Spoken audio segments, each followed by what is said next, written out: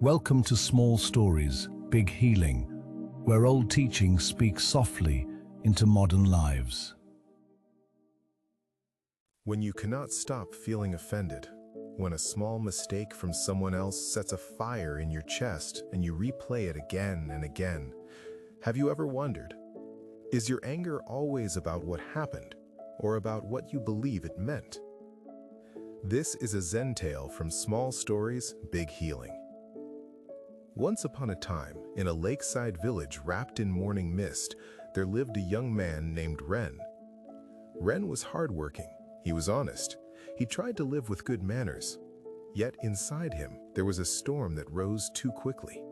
If someone cut in line, Ren felt disrespected. If a neighbor forgot to greet him, Ren felt ignored. If a friend arrived late, Ren felt unimportant. It was not just annoyance. It was a sharp, burning feeling, as if every small thing was a message that said, "You do not matter." One evening, after a long day, Ren sat by the water and watched a rowboat drift near the shore. The lake was calm, but his mind was not. He sighed and said to himself, "Why do people keep upsetting me? Why can I not stay peaceful like this quiet water?" Not far away, an old ferryman named Toma was tying a rope to a wooden post. Toma had a face like weathered bark and eyes like still ponds. Ren had seen him for years. Toma spoke little, but his presence felt like shade on a hot day. Ren stood and walked toward him. "Master Toma," Ren said, "may I ask you something?" Toma nodded slowly. "Ask."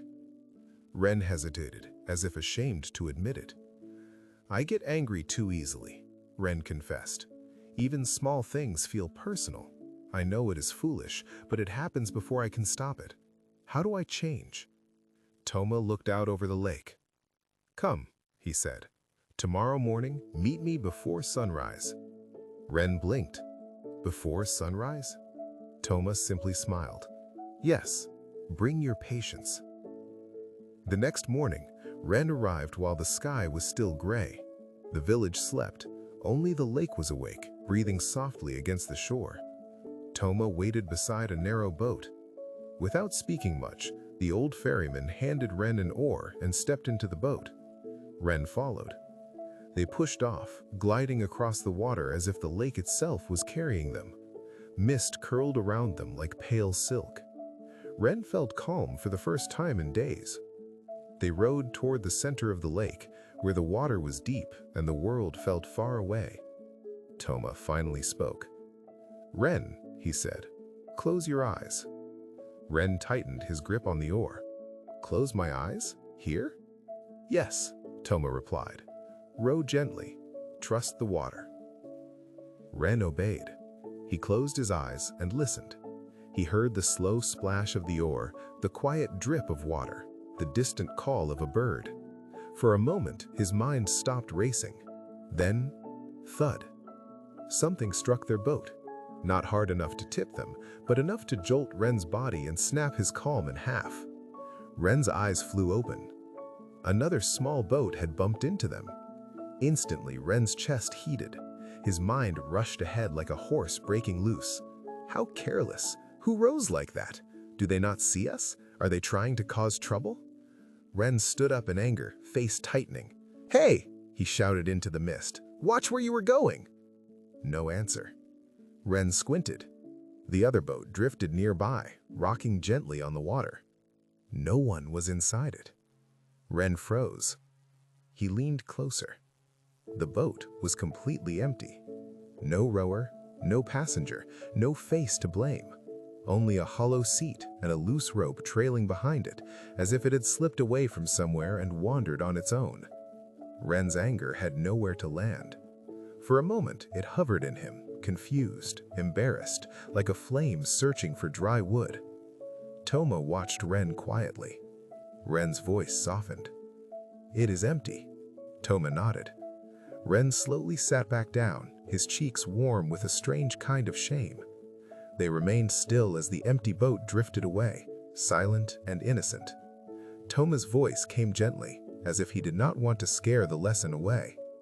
"Ren," he asked, "a moment ago, what filled your mind?" Ren swallowed. I thought someone was being rude, he admitted. I thought it was disrespect. Toma nodded again. And when you saw it was empty? Ren looked down. I felt foolish, he said. I couldn't even stay angry. Toma's eyes stayed kind. Why not? He asked. Ranny hailed. Because there was no one to blame. The old ferryman gave a small smile. Yes, he said, and yet the bump was the same. Ren stared at him. The impact did not change, only your story about it changed. Ren sat very still. Toma spoke again, softly, firmly, like a bell that does not shout, but still reaches the whole valley. Most of the boats that bump into us are empty. Ren frowned. But people are not empty. They choose their actions. Toma nodded.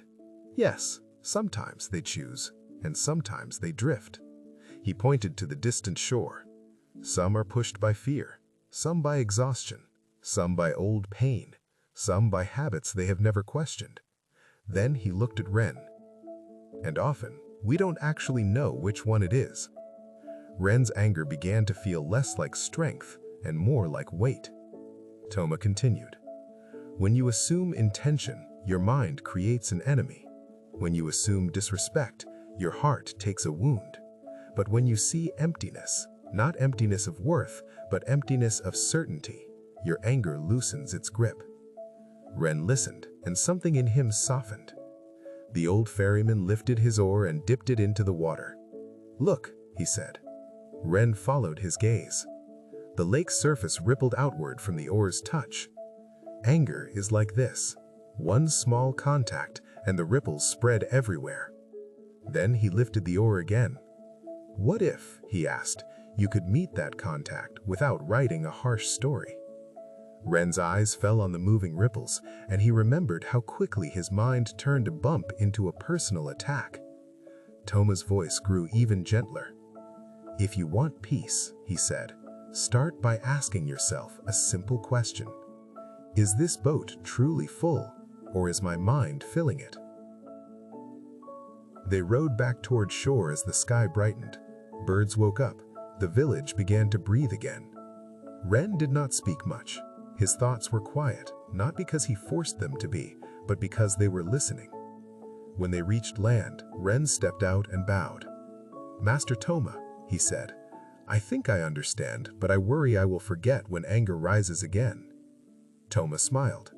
You will not eliminate anger the way you cannot stop the wind, but you can learn to stop building fires out of every breeze.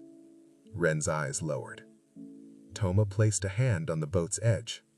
Remember the empty boat, he said. When life bumps into you, pause before you shout into the mist.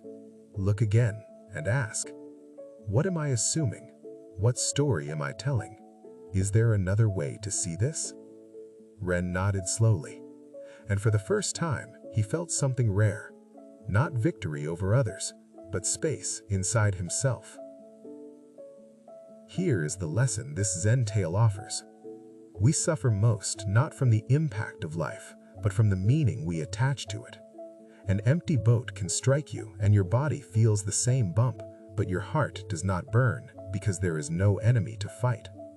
In the same way, many of the things that upset you are not proof that you are unloved, unworthy, or disrespected.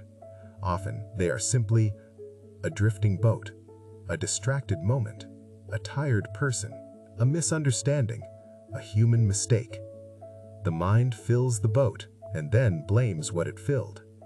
And when you realize this, you gain something precious, the ability to choose peace before anger chooses you.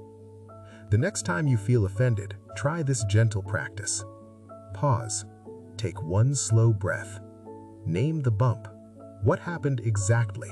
Not the story, just the event. Notice your assumption. What am I telling myself this means about me? Ask the empty boat question. Do I know their intention, or am I filling the boat? You may still need boundaries. You may still need honest conversations, but you will respond from clarity, not from flame. If you learned something today, or if Ren's journey brought you even small sense of calm, I invite you to stay connected with us. This is Small Stories, Big Healing, short tales to soothe your heart and guide your steps. If this story should reach more people who are struggling with anger and offense, please do not forget to like this video, share it with someone who might need this reminder, and comment below. What does peace mean to you? Your one comment may encourage someone else who feels overwhelmed tonight. And if you would like more stories that bring gentle comfort and insight, please subscribe and ring the notification bell so you do not miss the next healing tale. Until then, when life bumps into you, look for the empty boat and let your heart stay wide and calm. Small Stories, Big Healing will be here with another tale whenever your heart needs a gentle reminder.